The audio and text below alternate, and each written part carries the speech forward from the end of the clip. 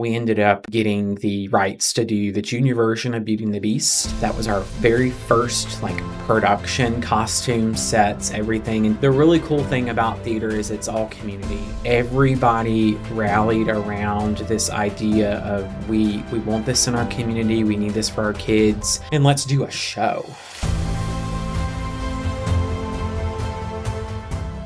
Welcome to the Good for Business podcast. My name is Colin Krieger, and my guest is my good friend, Garrett Torbert from the Golden Triangle Theater. Welcome to the show. Thank you for having me. Well, this is my favorite part of that show is where I get to know people I apparently think I already know. So I'd like to start with your entire life story. We've got all day. Where are you from other than parts unknown? So I am originally from Theodore, Alabama, which is a community right outside of Mobile. Born and raised there, and that's where I grew up. So, what did you do down there? Any siblings, parents, everything down there? So, yes, I'm the middle child. I also like to say I'm the favorite, but no, I have an older brother and a younger sister, and they are all still in Mobile. I sort of flew the coop. And did my undergraduate degree down in University of South Alabama in Mobile, and then moved up to Kansas City, Missouri for 2 years to get my master's degree at the Conservatory of Music that's up there. And then decided to get a terminal degree, and so I have a doctorate in music. All my degrees are in music, studied voice. Opera was kind of my thing for a long time, and ended up finishing my DMA at the University of Alabama in 2019. Okay. How do you end up in these parts in Columbus, Mississippi? Well, I had found out about a job at Mississippi State through a mutual friend. He actually was leaving, and his position was coming open. And so he had encouraged me to apply for that position in the music department over there. And so that was back in the summer of 19, everything was kind of crazy then, because I actually was supposed to go and take a semester sabbatical replacement for somebody at the University of Montevallo. And this job came open at Mississippi State, and everything happened within the span of 2 weeks. Did the interview, got the call a couple of days later after the committee had met and everything, and had moved into my apartment on campus in faculty housing in the end of July of 19. So everything really happened in a short time span. So that's what brought me over to Starkville. But what brought me to Columbus was the Catholic Church. Now, I wasn't raised Catholic, but being a musician, we have to find maybe some supplemental income every now and then. But ended up playing at the Catholic Church here in Annunciation, and really enjoyed Columbus. And that was kind of my introduction to Columbus, was coming over here on Sunday mornings and playing, and Wednesday nights for choir and stuff. And really kind of fell in love with Columbus. And faculty housing was temporary at State anyways, so I was eventually going to have to move out. But still working there, but I decided that I wanted to move to Columbus. And so I lived above the paint store, which is no longer there, but had a great apartment downtown here in Columbus. Still live downtown, but ended up moving down here in March of 2020. Literally the week of the shutdown was when my lease started, and ended up after that I moved back home for about a month or two until things sort of settled down, and then came back up here and got my act together with my apartment and stuff. So that's how I ended up in Columbus. Back then. So growing up as a wee lad on the Gulf Coast, were you singing or playing music, or both? Or both. So I started out singing in church, but I have a love for piano, and so my mom threw me into piano lessons, threw all of us into piano lessons. I started playing when I was 6, and was the only one in my as far as my siblings who stuck it out. My brother ended up quitting, and my sister took for a little while, but it didn't last very long. And then I decided to do band, and so I played the trumpet. So pretty musical all around. My dad also has a beautiful voice. So as far as there being something in the family musically, it was from his side for sure. No offense to my mom. But anyways, so yeah, but I was in choir and band. I did the, both sides of things in high school, and did marching band, and continued on with all of that into my college years. Any theater in high school too? Actually, no. We did not have an established theater program in my high school. So I actually remember the first time I ever auditioned for a show. It was Annie. And I was not kidding you, as you know, too, but second tree from the left. Yeah. I was like second mouse from the right. And ended up, I was so upset that I got that small, minuscule role that I didn't end up doing the show. But it was at our Playhouse in the Park in Mobile. But I didn't really do theater until I got involved with Mobile Opera. Started taking voice lessons a bit more seriously as I became an upperclassman in high school. And my voice teacher at the time was like, you should audition for the opera chorus in Mobile. And I was a junior and was like, okay, sure. And they ended up taking me in as just a chorister, which that was amazing, being a high school student singing in an opera chorus. But ended up really getting involved in that genre of singing about senior year of high school, and that's when my love for theater sort of blossomed. But most of my training was in classical singing. I've always loved musical theater, just as something for fun, a little niche thing. Never would have imagined it'd be what I'd basically be doing full time now. Yeah. So it's great. Well, that's something I've learned while it's on it, because I think it's in the back of a lot of people's minds. My father was, I would say, an American class tenor. He sung professionally for a while and stuff. And so that it was the opposite for me. It encouraged my brother, who does choir and other groups like that, and probably discouraged me, because my father would go to professional performances and we'd leave and he'd be critiquing why the tenor mailed it in. And I'm like, this guy went to La Scala. Yeah. And you're sitting here teasing him. And so it probably discouraged me for a large part of my life till Sarah Wade and yourself inevitably tricked me into doing something. What I think is the most rewarding part of that, the theater, and we'll get to that from your point of view, is that, some people will be like, where's the touchdown, is what I say. Is like, you score the touchdown, you're like, yay. With musical theater, it's there constantly. Like you've got, that's one of the best parts about Golden Triangle Theater, is that you can go up there and ruin your audition and everybody's like, you did great. And they're just such a support system there from the young to the old. Like, it's just a great tribe, Yeah. So how do you end up at the theater if you're at Starkville and living in Columbus? Well, so the Golden Triangle Theater really, like I said, I never anticipated it at all being what I do now. But when the pandemic happened, like most people, I was sort of looking for, me personally, a creative outlet. Wasn't getting as fulfilled as I wanted to in higher ed. Just by the sheer nature of, what I was doing. It wasn't nobody in particular. But I just loved being involved in shows. And I think having that past experience of, singing in the opera chorus and then doing theater in college and stuff, like just being with that community of people like you were talking about, like I did not have that. And being new to this area, I was hungry for it. And I love teaching. That was something that I was very passionate about too. So I ended up putting out a Google form on the Columbus What's Going On page back in 2021 in May. And just basically said, I'm looking to either teach private lessons, or if you're interested in some sort of after-school activity for your student that's involving drama, let me know. And the church that Annunciation, where I'm at still, they very much were like, sure, we'd love to have you, because I didn't have any place to do it. I was still very new to the area. So they were like, well, you can have an activity center and your classes. And so I was like, okay. So they were very gracious about that. So I ended up actually putting out the feeler, had 20 plus parents show interest. And of those parents, one of them ended up being the lady who helped me kind of get things started, Tennille Komulainen. She was at the time, the fine arts teacher at Columbus Christian. And she was very excited. She had been at CCA, I think officially about 3 years, but she'd been living in the area about 9.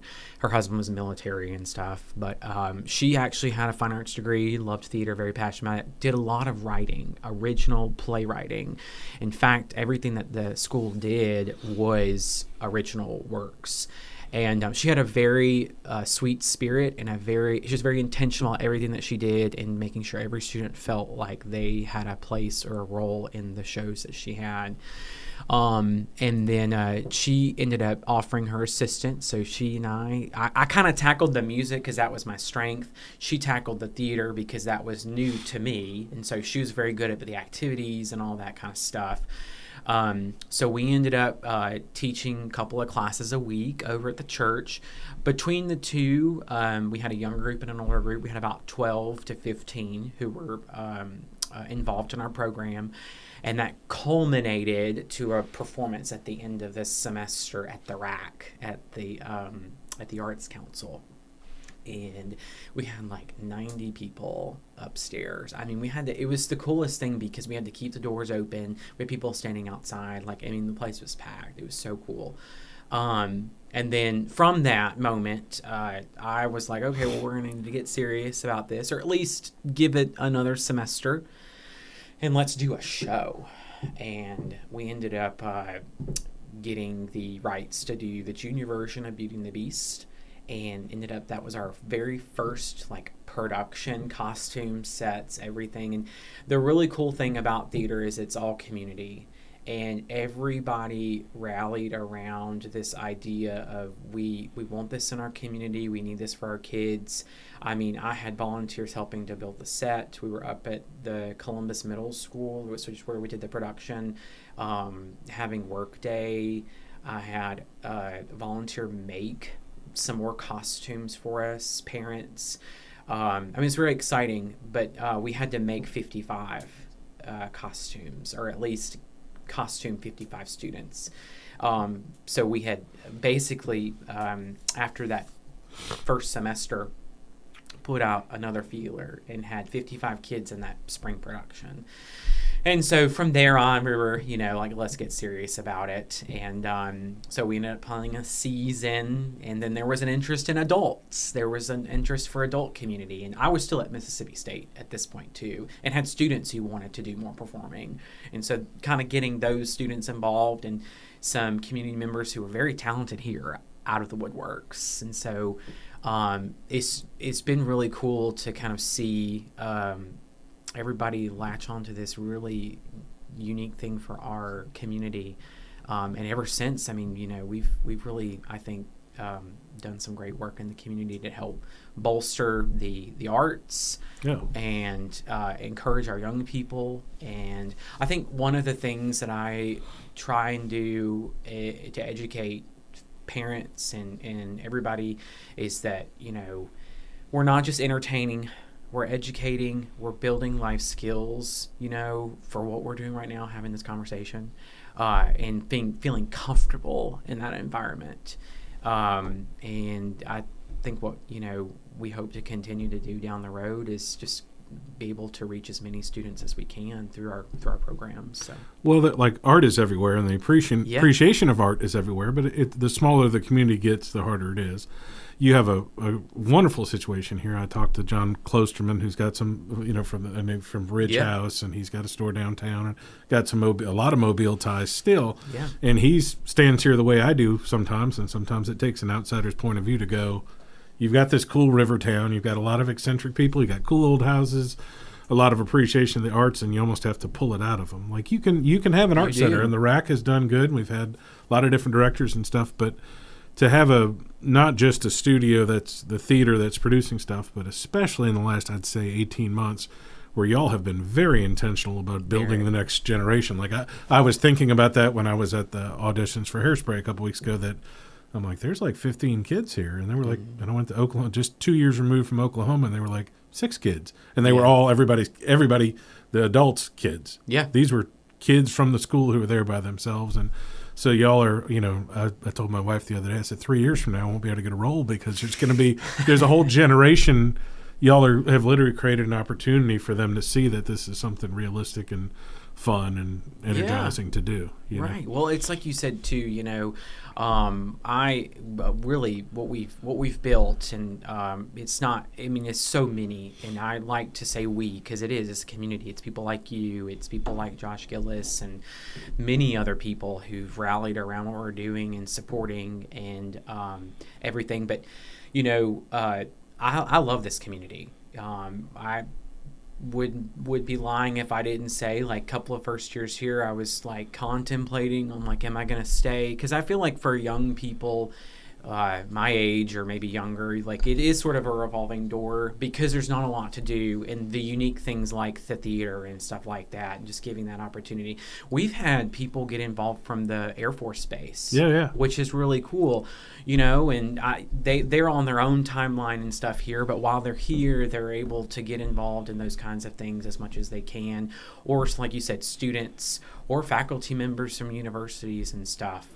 It's really, I think, a neat thing for a small town, and so I try and look at different models around the country, for tourism and stuff, because my goal is that maybe one day a lot of people will come here to see our shows, but I think, like you said, a river town, giving people the opportunity to come and see a good show, have a bite to eat before the show, those kinds of things.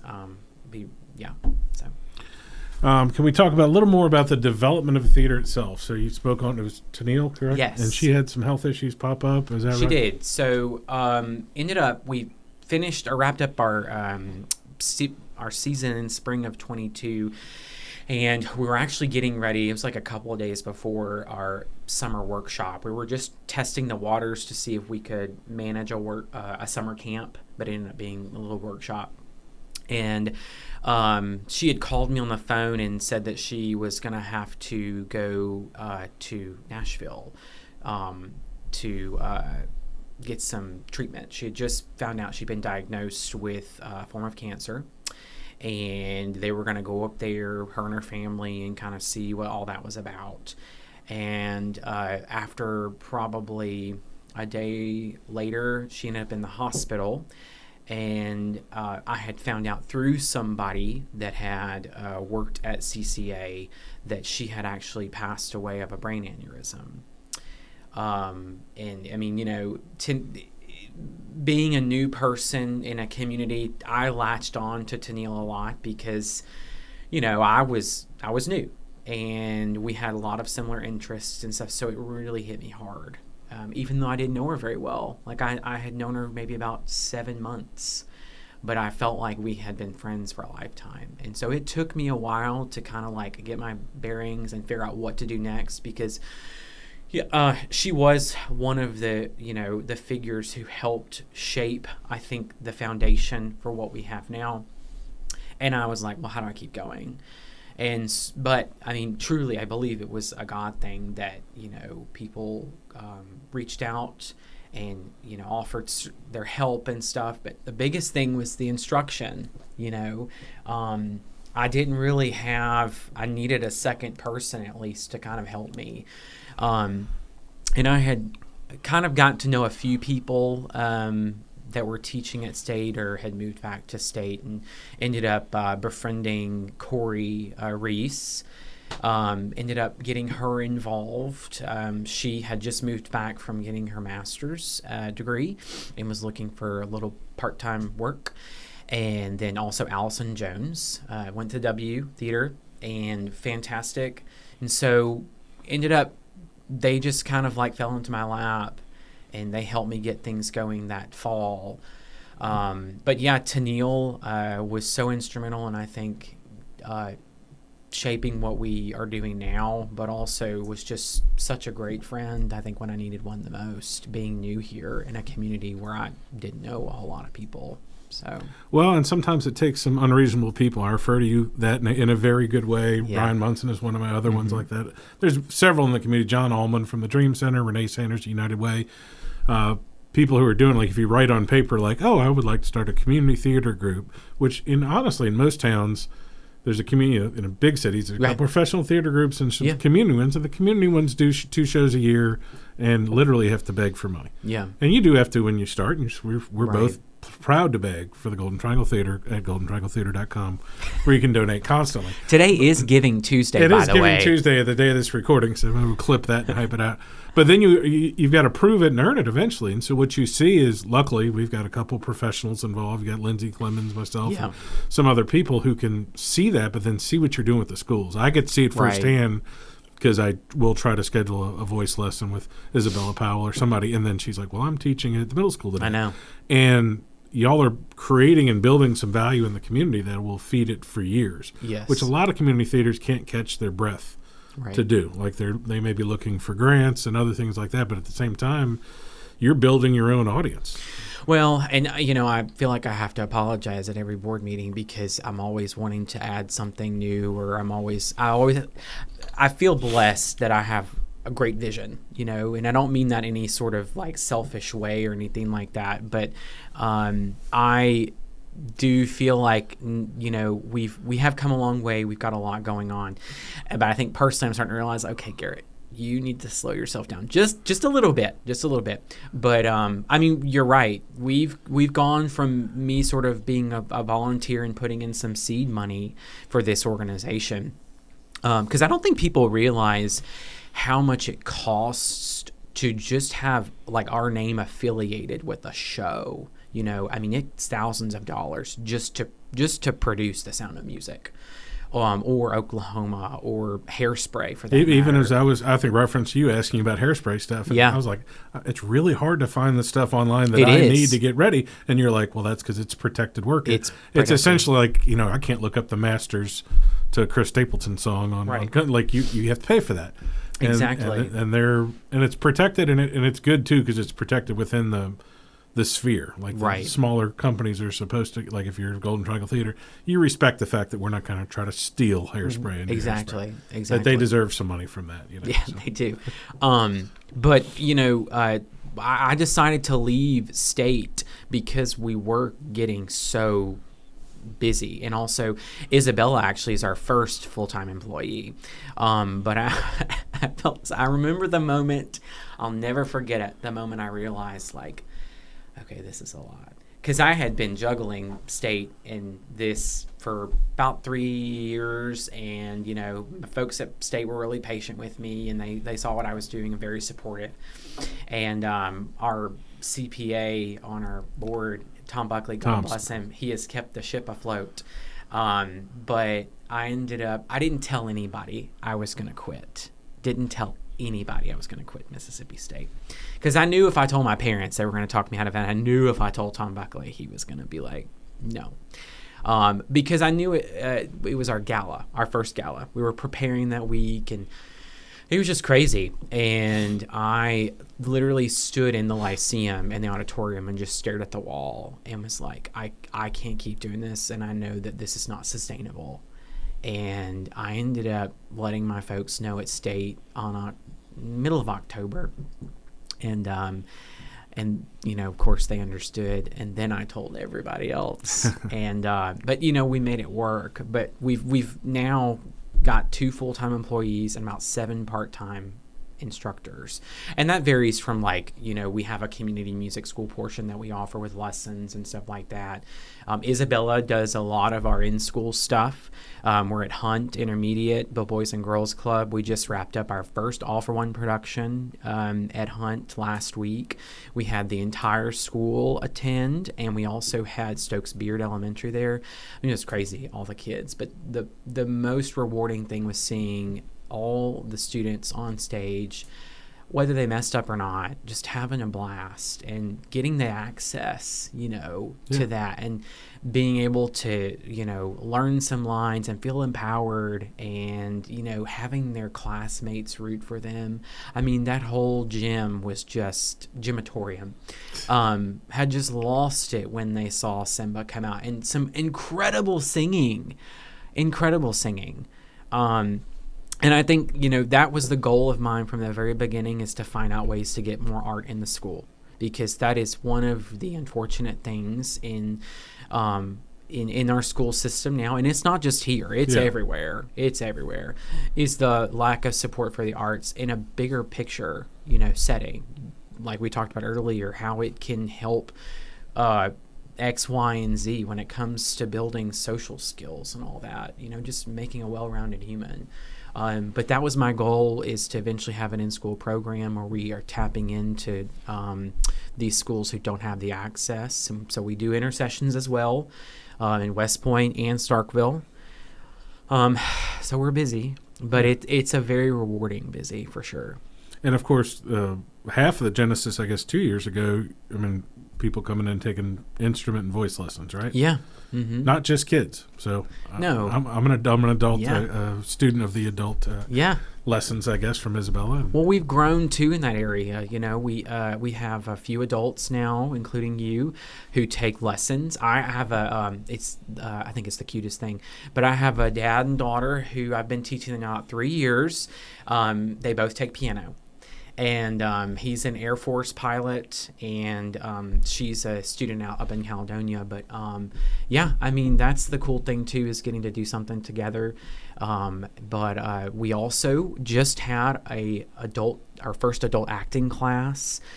Sarah Wade taught that. She's going to be teaching another session of it in the spring, after Hairspray.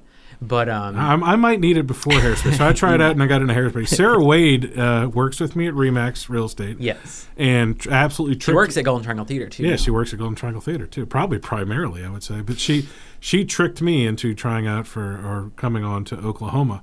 And speaking of the acting class, including the Christmas play we did last year, most of my notes that y'all gave me were face the stage. Yeah. Face the crowd. Talk, like, not the acting part of it, but the little fundamentals of theater and acting, where you're like, I don't think of them, because you're watching shows and you're like, oh, I'm talking to the person next to me. Right. And they're like, turn a 3/4 angle towards the stage. And I didn't get to do her class this time, but I'll get to do it next time. My kid was going away to college, so I couldn't miss any of her stuff. You get some slack there. But and so I feel some pressure when I'm on there, because like this time I told you I want to get off book, which means you know your lines ahead of time, because y'all partner up with Kristen Budlove from the Warehouse Dance Theater, and she's mean.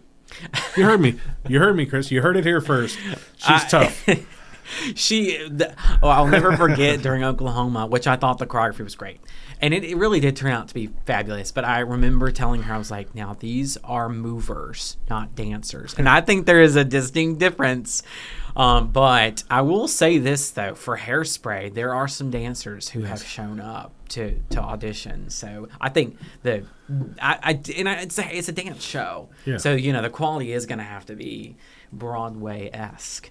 But I'll never forget me being like, so they're movers, they're not dancers. Well, I've never been so glad to be awarded the off tune, off time overweight drag mom in a show. You're gonna be fabulous. So, I'm gonna be fun. Yeah, I'm already working on it. I hope you have your can of aerosol that you practice with. Yeah, I'm gonna have there. So we'll see. You'll be in a wig, no doubt. Yeah, I would have assumed that to be several wigs and several dresses. So maybe some padding too. Who knows? I don't know. Maybe not. We'll see what happens. I assume I need some. So I'm pretty excited. So I think we've touched on Corey, Sarah Wade, Isabella, Sarah Wade's husband, you. Who else? We got Sadie's a big part of all the shows. Sadie is, and she's a senior this year. She is she teaches our younger students. She got involved with working with them a couple of years ago and fell in love. And when I say a powerhouse with those kids, I'm not kidding. I mean, she is just incredible at what she's doing, and for her age. I mean, she just turned 18. And she just runs that class like it's a well-oiled machine. She is planning on, hopefully, I'm assuming that she will graduate in the spring. My hope is that she stays around, maybe considers the W, but she wants to do education, theater education. She loves teaching the students, the younger ones especially, and she's so great with them. So I would love to be able to keep her around, but I also understand if she's got to fly the coop and go off somewhere else. So she's got some talent. Great. She's wise incredibly talented. Yeah. You can see her in Elf Jr. She's playing Jovi, the love interest to Buddy the Elf. That's coming up next weekend. Yeah. No, she does great. So coming up for Theodore, what does the schedule look like after Elf? So Elf will be, this podcast may come out right after Elf shows up. I apologize, but what else we have? Elf Jr. is our next big production. It's almost at October. Wow. December 12th through the 14th. We're going to have 4 showings, 7 on Friday night, a 2:30, and a 7 on Saturday, and a 2:30 on Sunday. But another really cool thing that we're doing with this production in particular is a sensory-friendly performance spearheaded by Isabella and Whitney Ferguson with the Rowdy Foundation. For you, I don't know if you know anything about what sensory-friendly is, but it was a really cool experience what we did with Frozen. It was a small group of students, younger students especially, who might be sensitive to lighting and sound and stuff. So we kind of eliminate a number of things to help give them the experience of being at the show, but not having all of the noise and the maybe the potential to have sensory overload. So we're doing that again with Elf, and that's going to be next Wednesday evening at 6 p.m. We're very, very excited about that. Whitney is an incredible human being and so passionate about what she does, and really has supported us with getting something like this going. I have a friend actually in Huntsville. They do a sensory-friendly performance with at least one of their shows a year. So that's, again, another thing. Accessibility, access for all is something that I really... It's just so cool that we get to do it in a small town like this, you know. Well, Whitney and her lesser husband, Scott Ferguson, I've had them on a couple times for different things like that. And same thing, they unreasonably started, they're like, well, we didn't have enough stuff to help accessibility for our son with autism. Yeah. So they started it. And yes. then it's huge. Right. It's bigger than huge. It's huge. Yeah. And it's gotten bigger and bigger, and they just keep thinking of, they're very considerate people. They keep thinking, okay, all right, we're having little hands, big trucks. We need to have a quiet time. Like, I can't imagine the main thing in Frozen. I stuck my head in when they were doing the sensory one for that. Yeah. Only because I wanted to see how are they going to do the costume change and all this other stuff for that, and to be able to kind of calm it down. There's actually quite a few adults that could probably come sit in there and enjoy a little peace and quiet too. Probably so. Because Frozen's a big, loud show. I don't know. I'm not familiar with Elf, but I know Frozen. You know, Elf is not that loud. It's less music, more dialogue. But it's such a fun show. A movie that we all kind of grew up with. Now we're doing the junior version. So if you aren't familiar with Elf the musical, it's shaved down a little bit just to fit within that time frame of about an hour.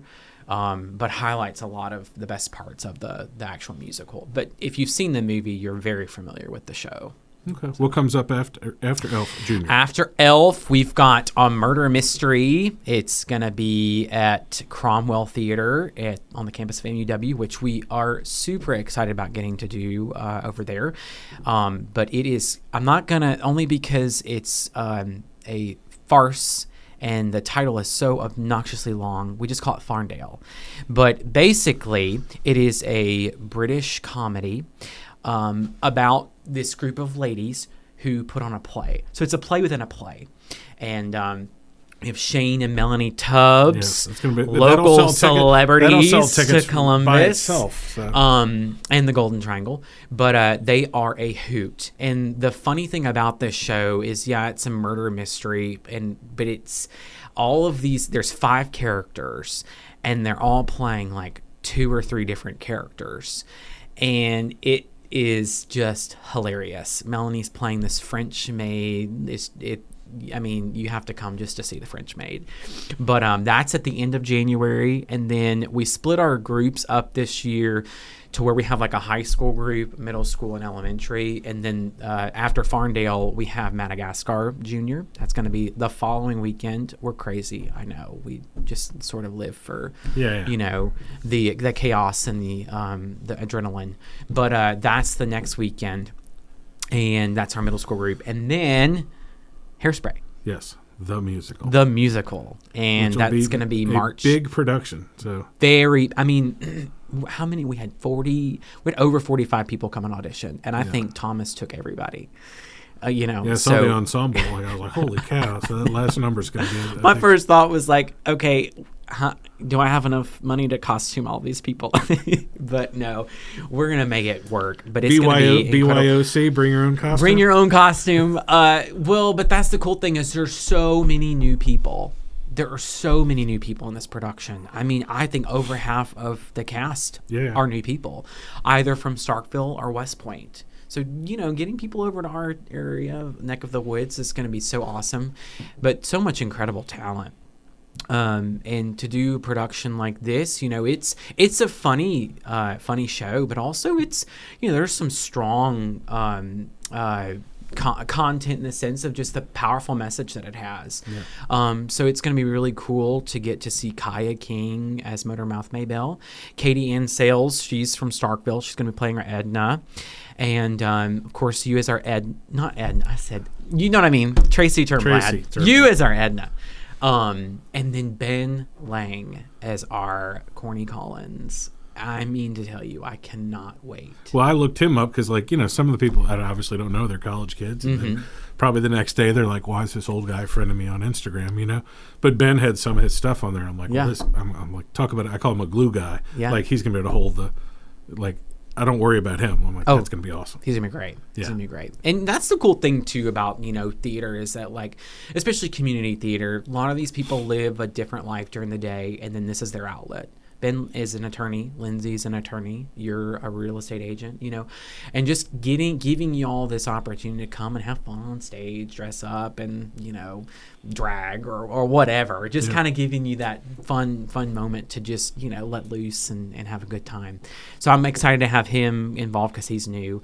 But, this production's going to be something very exciting for the community for sure. And something I didn't know that I would assume, if you're on Broadway or somewhere else that took this amount of preparation. But I remember when I asked Sarah Wade when she's talked about Oklahoma, like, oh, you should come try out for this. I'm like, well, I don't know how to do anything, blah, blah, blah. I'm like, what are the practices? And she's like, well, there's about 30. And I'm like, what? Total. Yeah, total. Between the process. Yeah, and I mean, it is over 3 months or 2.5 months. So, it's 3 days a week, and then the last week's a solid 10 days in a row of stuff. It's neat to see how seriously everyone takes it, including Second Tree. Exactly. Like when you say that, I made that reference, and when the first time after Oklahoma, when I was like, I'll try to do something else, I was like, I can't be Second Tree because my wife's got health problems and I got 3 teenage kids, and it's 30 practices. Now, if you let me come in for 2 practices, then I'll be Third Tree and do it. It is an ego thing, but the more I spend time with it, I'm like, I just want to be on stage. Like, that's it. You just want to be there. You know? Exactly. And I saw so many people in Oklahoma who weren't on the show but were singing the chorus backstage, supporting. Yeah. Like Mike Allen, Jacob, and a couple other guys who are just world class. I'm very excited to have a loving husband on the show this time. So that'll be funny in and of itself. Yeah. So. Yeah. Well, we do rehearse about 3 times a week, but not everybody's called at every rehearsal, or it could vary. But at the end of the day, too, you all have lives. You have kids, you have families, But we also, when it comes to the production itself, we want it, at least for me, and I know for others, but I have expectations. But I want it to be great quality, when we get into those final couple of weeks, that practice, just for the continuity's sake, because those are when the elements of costumes, props, all that stuff is there, and you haven't been used to that in weeks. So now all this getting thrown into your hands, and you're like, oh, actually it's taking me about 45 seconds longer to get on stage because I'm having to throw on a wig or do a quick change or something like that. So having that those rehearsals, days in a row allows you to kind of figure out, what's going to work, what's going to work. I was shocked being part of it in Oklahoma, how really different it was in the last 10 days. Yeah. I remember thinking, before I was like, oh, this and throwing an orchestra, Yeah, the orchestra there, and they slowing down on my account. Right. I'm like, good for you. Slow that down for me. Yeah. But it was such a different show when it came together. I was like, because then I was watching it while I was like, oh, this is fascinating, It's hard to not get distracted whenever it's all come together. Yeah, especially, I always say we have some ringers, but you've got people like Jacob Vernon and other people who are I'm like, this is amazing. So I don't know. We've got 3 or 4 people coming in for Airspray, where I'm just like, yeah, it's gonna be great. So it's gonna be really good. All right, well, good. Well, how do they support the theater if they want to just throw you random piles of money, get involved, or get their kids or themselves lessons to learn how to sing? So we have our, after ELF is over, our high school group actually is going to the MTA Festival in January. So that's kind of our last big thing. But they will have a means of performing one more big musical, Newsies, in May of 2026. Registration for that is going to open up sometime probably in January. But you can always go on our website and find out how to either get your students registered for a class, or summer camp will be coming up. We'll probably start putting out that information. I think the shows that we have picked out for next summer are going to be great. They're going to be great. Great. You don't want to let the name slip. I don't want to let the name slip, but I will say one might have had John Travolta as a star in a past life. But anyways, that may have given it away. But yeah, going on our website or coming by. We now with me, is he there? There's somebody there to come by the office, come by and say hello. And that's at the Lyceum at Lee, across from the Sunflower Grocery Store. Yes, across on Military Road and 18th Avenue, and are on the 18th Avenue side. That's right.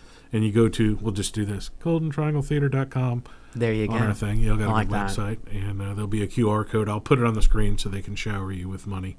Or sponsor an ad in the program. And that would be great. Sponsor an ad, I do have folks. to say this, which growing up in New Orleans, very cultural town, a lot of arts and stuff. And my dad used to tell me, he's like, the interesting part about the arts is the money's split.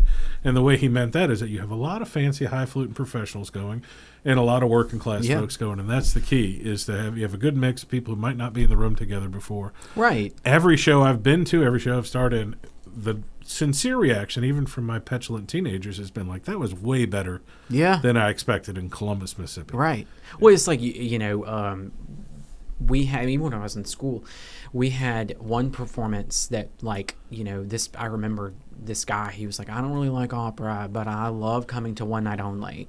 And that was kind of where we got to do whatever we wanted. So, like, we'd sing pop tunes or cabaret. It's like the gala.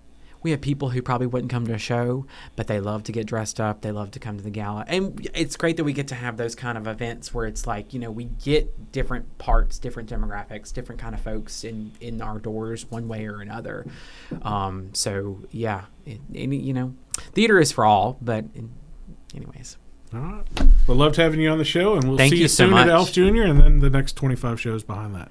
26. There you go. Thank you. Thank you. Hey guys, thanks for listening to the podcast. My name is Colin Krieger, and my day job is real estate. If you're looking to buy or sell, I'd love to talk to you. Or if you just want to sit and talk real estate in a no pressure situation, I'd love to help you. I work with RE/MAX Partners in Starkville, Columbus, and West Point, Mississippi. I can help you find an agent anywhere in Mississippi or anywhere in the country. Just reach out to our office at 662-327-7705 or find me anywhere when you type in 662-329-SOLD.